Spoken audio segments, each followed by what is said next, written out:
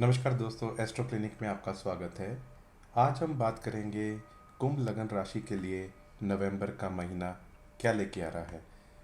दोस्तों, आपकी जन्म कुंडली या राशि के रूलिंग प्लैनेट बन जाते हैं शनिदेव, और शनिदेव की स्थिति से तय होता है आपका महीना कैसे जाएगा, यानी हेल्थ या बाकी पैरामीटर्स। अगर लगन का ही मालिक पीड़ित हो या वीक हो तो बहुत बहुत राजयोग भी फलित नहीं होते।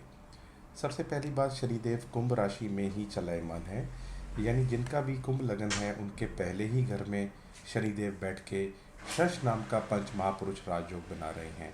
ये राजयोग बहुत ही स्ट्रांग होता है। अगर आप बिजनेस वगैरह में हैं तो आपके बहुत सारे वर्कर्स हो सकते हैं, और इन जनरल आपके अंदर बहुत सारे लेबर क्लास या बहुत वर्कर्स काम करते हैं, यानी आपके काफ़ी एम्प्लॉयज़ होते हैं। और इसका बहुत और अलग फ़ायदा भी होता है, हार्ड वर्क वगैरह आप बहुत ज़्यादा करने वाले होते हैं, उससे आपको कहीं ना कहीं लाभ भी बहुत मिलता है। दोस्तों, अगर आपकी राशि 11 नंबर यानी कुंभ है तो आपके ऊपर शनि की 7.5 भी चल रही है, यानी कहीं ना कहीं आप उसके भी फल भुगत रहे होंगे। दोस्तों, अब बात करते हैं बुध देव की। बुध देव आपकी कुंडली में मालिक बन जाते हैं पाँचवें घर के और छठे घर के। पाँचवें घर के मालिक का वृश्चिक राशि में घूमना अच्छा ही है, क्योंकि यहाँ पे ये केंद्र में ही बैठे हुए हैं, यानी त्रिकोण का मालिक केंद्र में बैठा हुआ है। सॉरी, त्रिकोण का मालिक दूसरे त्रिकोण में बैठा हुआ है, तो ये अच्छा ही है, यानी त्रिकोण त्रिकोण राजयोग बन जाता है। और इसके बाद ये चले जाएंगे 10वें घर में। ये भी अच्छा है, यानी 26 तारीख को 6 से 26 तारीख के बीच में 8 नंबर में रहेंगे, और 26 तारीख के बाद 9 नंबर में रहेंगे। यानी बुध देव का गोचर इस महीने आपके लिए बहुत अच्छा ही बना हुआ है। ये अपनी मित्र राशि में रहेंगे, फिर आपके 10वें घर में रहेंगे जो नौकरी घर होता है, और फिर लाभ स्थान में। तो बुध का ये गोचर आपके लिए बहुत अच्छा बना हुआ है। कहीं ना कहीं आपको जॉब में अच्छी तरक्की मिलने का सीन बनता है। शुक्रदेव की बात करते हैं। शुक्रदेव आपकी कुंडली में मालिक बन जाते हैं चौथे घर के और 9वें घर के, यानी सुख भाव के और भाग्य भाव के। और ये चलायमान है 7th हाउस में, यानी केंद्र में। तो दो शुभ ग्रहों का मालिक होके अगर ये केंद्र में ही बैठा हो तो अच्छा राजयोग बनाता है, क्योंकि त्रिकोण का मालिक केंद्र में है। 2 से 29 तारीख के बीच में शुक्रदेव आ जाएंगे कन्या राशि में। 6 नंबर राशि में शुक्रदेव नीच के हो जाते हैं, तो कहीं ना कहीं बहुत वीक हो जाएंगे। और उसके बाद 29 तारीख को ये अपनी राशि में चले जाएंगे। तो 2 और 29 तारीख के बीच में आपको, मतलब कुछ स्थितियाँ आपकी भाग्य प्रति अच्छी नहीं रहेंगी। आपको अपने फादर की हेल्थ का भी विचार करना चाहिए। वहीं कहीं ना कहीं प्रॉपर्टी का भी आपका चेंज का योग बनता है, यानी कहीं से आप प्रॉपर्टी खरीद भी सकते हैं, बेच भी सकते हैं, उसके लेन देन का योग बन सकता है। लेकिन ये सारी डील केयरफुली प्लान करें, यानी पेपर्स वगैरह देख ताक के ही सॉर्ट आउट करें, अदरवाइज़ वहाँ पे आपको नुकसान भी हो सकता है। बृहस्पति देव की बात करते हैं। बृहस्पति देव आपके केस में बन जाते हैं 2nd हाउस और 11th हाउस, यानी कहीं ना कहीं धन और लाभ के मालिक बन जाते हैं। तो आपके लिए बहुत इंपॉर्टेंट प्लानिंग बृहस्पति देव भी बन जाते हैं। और ये महीना जब स्टार्ट होगा तो ये चलायमान होंगे 3rd हाउस में। दोस्तों, गुरुदेव यानी बृहस्पति देव 3rd हाउस में अगर बैठे हों तो यहाँ पे ये मीडियम रिजल्ट देते हैं। और लेकिन इनकी दृष्टि क्योंकि अपने घर लाभ स्थान पे पड़ती है, भाग्य स्थान पे पड़ती है, और कहीं ना कहीं आपके स्पाउस के घर पे या बिजनेस के घर पे पड़ती है, तो बृहस्पति की दृष्टियों के लिए आपका बहुत अच्छा योग बनता है। और राहु से इनको निजात मिल गई है, यानी अगर आपकी बृहस्पति की महादशा अंतरदशा प्रत्यांतरदशा चल रही है, कहीं ना कहीं स्पाउस की तरक्की होना या आपके बिजनेस में ग्रोथ होना, भाग्य का साथ मिलना, लाभ की स्थितियाँ अच्छी होना, फादर के लिए अच्छा होना, ऐसी स्थिति बनेगी। मंगल देव की बात करें तो मंगल देव महीना स्टार्ट होने पे रहेंगे 9th हाउस में, और उसके बाद ये चले जाएंगे 15 तारीख को 10th हाउस में। मंगल देव का 9th हाउस में रहना, उसके बाद 10th हाउस में आ जाना। तो 10th हाउस में आना बहुत अच्छा माना जाएगा, क्योंकि इनका अपना ही घर है। आपको नौकरी में विशेष तरक्की होने का सीन बनता है, क्योंकि ये जो घर है ये नौकरी के लिए देखा जाता है, और आज की डेट में जिसकी नौकरी अच्छी चल रही हो वो बहुत सारी चीज़ें उसकी अच्छी हो जाती हैं। तो 15 तारीख से जो ये गोचर स्टार्ट होगा तकरीबन अगले महीने के एंड तक रहेगा। ये आपके लिए नौकरी में विशेष उन्नति, प्रमोशंस, आपका सैलरी बढ़ना, ये सारी चीज़ें देखी जा सकती हैं। दोस्तों, अब बात करते हैं चंद्रदेव की। चंद्रदेव आपकी कुंडली में बन जाते हैं 6th हाउस के मालिक, यानी रोग, शत्रु, दुर्घटना हम 6th हाउस से देखते हैं। तो इन घरों के मालिक बनते हैं, और ये हर 2.25 दिन में राशि परिवर्तन कर जाते हैं। महीने के शुरू में ये रहेंगे 5th हाउस में। चंद्रमा का 5th हाउस में रहना मीडियम माना जाता है। कहीं ना कहीं आपको संतान पक्ष की चीज़ें पॉजिटिव हो सकती हैं। या आपको अगर आप पढ़ाई करते हैं तो उसमें भी आपका प्रदर्शन अच्छा रह सकता है, निवेश वगैरह भी आप कर सकते हैं। 3 4 5 तारीख को चंद्रमा आ जाएंगे 6th हाउस में। तो क्योंकि लगन का मालिक स्ट्रांग है, तो 6 8 12 का मालिक 6 8 12 में हो तो विपरीत राजयोग बन जाता है। तो 4 तारीख से जैसे ही शनि मार्गी होंगे तो यहाँ से स्थितियाँ आपके फेवर में आएंगी। यानी अगर आपका पहले से कोई लोन चल रहा था उसको चुकाने में आप सक्षम होंगे, अगर हेल्थ रिलेटेड प्रॉब्लम चल रही थी उसको भी आप कवर अप करने में, सॉर्ट आउट करने में बेटर रहेंगे। लेकिन फिर भी इन दिनों को थोड़ा केयरफुली प्लान करें, क्योंकि 6 8 12 वैसे भी अच्छे घर नहीं होते। 6 7 8 तारीख को चंद्रमा आ जाएंगे आपकी कुंडली के 7th हाउस में। चंद्रमा यहाँ आते हैं, मान सम्मान बढ़ाते हैं, बिजनेस में डेली ट्रेडिंग में भी हेल्प करते हैं। 8 9 10 तारीख को ये रहेंगे 8वें घर में, यहाँ ये फिर से विपरीत राजयोग में आ जाएंगे। तो इसलिए आपको कुछ ना कुछ सडन गेन सडन लॉस का सीन बन सकता है। दोस्तों इस पे ये भी निर्भर करता है आपकी जन्म कुंडली में चंद्रमा की ऐसी कैसी स्थिति है। अगर वहाँ पे वीक हैं तो नेचुरल सी बात है जब ये 8वें घर में जाएंगे तो बुरा ही रिजल्ट देंगे। तो इसलिए आपको अपनी कुंडली का भी विचार जरूर करना चाहिए। 11 12 तारीख को चंद्रमा आ जाएंगे 9th हाउस में। यहाँ पे ये मंगल के साथ में होंगे तो चंद्र मंगल लक्ष्मी राजयोग बनाएंगे, और वहीं सूर्य के साथ होंगे तो अमावस का भी योग बनाएंगे। यहाँ पे आपको अपनी एक तो मानसिक स्थिति का ध्यान रखना है, थोड़ा धर्म कर्म में आप अपनी रुचि बढ़ाएं और इस पीरियड में बढ़ी भी रहेगी। उसके बाद आपके धन के स्तोत्र बनेंगे और वहीं आपके जो फादर की भी चीज़ें हैं वो भी पॉजिटिव होने का सीन बनेगा। दोस्तों 13 14 15 तारीख को चंद्रमा आ जाएंगे 10th हाउस में और यहाँ पे नीच के हो जाएंगे। अब क्योंकि मंगल देव 15 तारीख को यहाँ स्वयं आके बैठ जाएंगे तो 15 तारीख को उनका नीच भंग हो जाएगा। लेकिन 13 और 14 तारीख को थोड़ा कार्यस्थल में संभल के ही चलें, कहीं ना कहीं आपके जो विरोधी पक्ष हैं वो आपके साथ षड्यंत्र कर सकते हैं। तो इसलिए उनके साथ आप ध्यान रखने की कोशिश करें, यानी जॉब करते हैं तो सोच समझ के ही अपनी डिस्कशंस करें।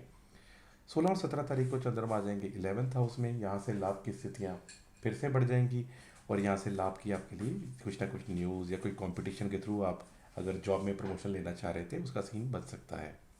18 19 तारीख को चंद्रमा 12th हाउस में आएंगे, थोड़े खर्चे आपके बढ़ेंगे और वहीं इनकी यहाँ से स्थित दृष्टि अपने ही घर पे होगी।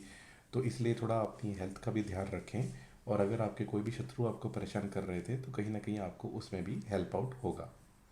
दोस्तों 21 22 तारीख को चंद्रमा पहले घर में आ जाएंगे या शनि के साथ विष दोष में रहेंगे और 6 8 का भी संबंध बनाएंगे।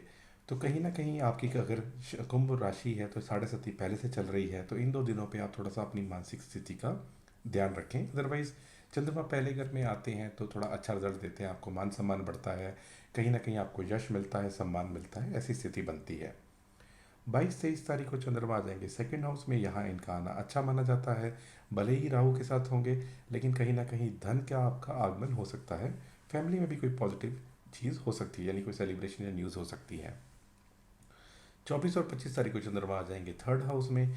थोड़ा आपके भाई बहन की हेल्थ में थोड़ी प्रॉब्लम हो सकती है, मनमुटाव आपका हो सकता है। अदरवाइज ये दिन उनके लिए अच्छा रहेगा फॉर फाइनेंशियल, या उनके कुछ पैसों का काम चल रहा हो, आपकी छोटी यात्रा भी हो सकती है।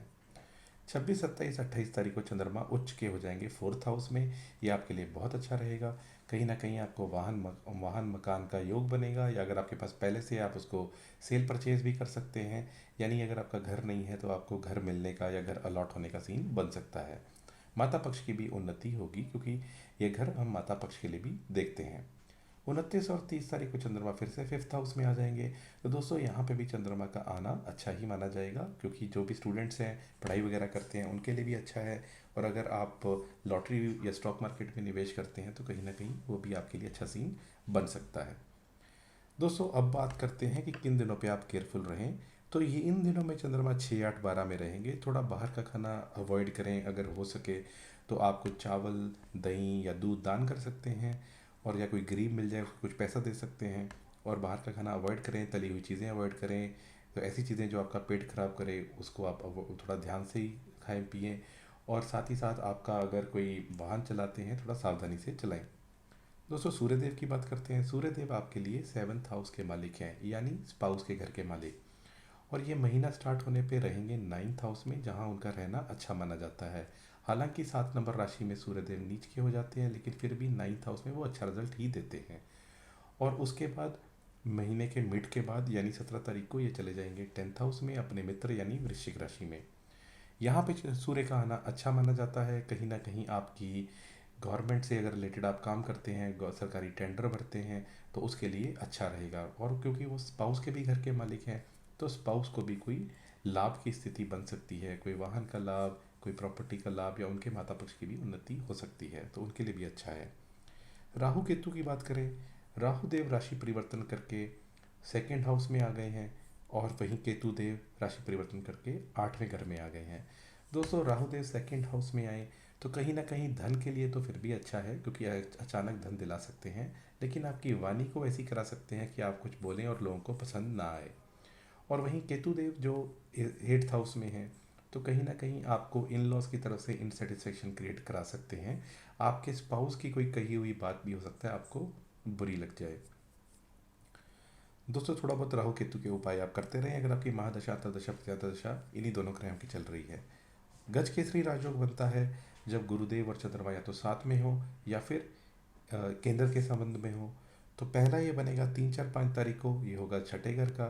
यहाँ पे पैसे का लेन देन सोच समझ के ही करें, क्योंकि ये जो घर है वो वैसे ही भी रोग शत्रु दुर्घटना का होता है, यानी एकदम से पैसे आपके कोई एक्सीडेंट हो गया उसमें निकल सकते हैं, तो थोड़ा इन चीज़ों का ध्यान रखें। 11 और 12 तारीख को बनेगा 9th हाउस का, ये बहुत अच्छा है, इसका आप लाभ ले सकते हैं। इस पीरियड में आपके पिता पक्ष की भी उन्नति हो सकती है। 18, 19 तारीख को ये बनेगा 12th हाउस का, तो ये भी इतना अच्छा नहीं है, क्योंकि 12वां घर तो होता ही खर्चों का है, तो खर्चे थोड़े कंट्रोल से ही करें। और 24, 25 तारीख को ये बनेगा 3rd हाउस का, तो ये भी अच्छा है। तो गजकेसरी राजयोग की आप डेट्स का फ़ायदा उठा सकते हैं। दोस्तों, ओवरऑल हेल्थ की बात की जाए तो ओवरऑल हेल्थ जिनका कुंभ लगन है उनकी अच्छी बनी रहेगी। जिनकी कुंभ राशि है, सरस्वती का आपके ऊपर असर चल ही रहा है, तो कहीं ना कहीं आप अपनी मानसिक स्थिति का ध्यान रखें। फैमिली की बात की जाए तो वहाँ पे राहुदेव आके बैठ गए हैं, तो फैमिली में कोई बहस होना या कहीं ना आपने कुछ उल्टा सीधा बोल दिया, इन चीज़ों का थोड़ा ध्यान रखें। एजुकेशन की बात करें तो पढ़ाई में आपका मन ठीक ठाक लगेगा, क्योंकि केंद्र का त्रिकोण का मालिक त्रिकोण में बैठा हुआ है। उसके बाद वो मंगल के घर में चले जाएंगे, लेकिन वो घर है 10th हाउस, तो पढ़ाई से नौकरी लगने का भी सीन बन सकता है, यानी आपकी एजुकेशन की वजह से आपकी नौकरी लग जाए, ऐसा सीन बन सकता है। जो लड़के लड़कियां प्रेम संबंध में हैं, अगर उनकी बात की जाए तो दोस्तों इसके लिए शुक्र के साथ चंद्रमा हो वो दिन अच्छे माने जाते हैं। जैसे 6, 7, 8 तारीख है, सॉरी, शुक्रदेव चले जाएंगे 2 तारीख को कन्या में, तो 8, 9, 10 तारीख है, या फिर 22, 23 तारीख है। इन डेट्स पे आप डेटिंग पे जा सकते हैं, लेकिन फिर भी कहीं ना कहीं सोच समझ के ही डेटिंग करें, क्योंकि वो राहु केतु के साथ होंगे। यानी ऐसे ही जैसे अभी श्योर नहीं है, लेकिन आपने बहुत सारे महंगे गिफ्ट लेके दे दिए, तो हो सकता है वो बात आगे बने ना।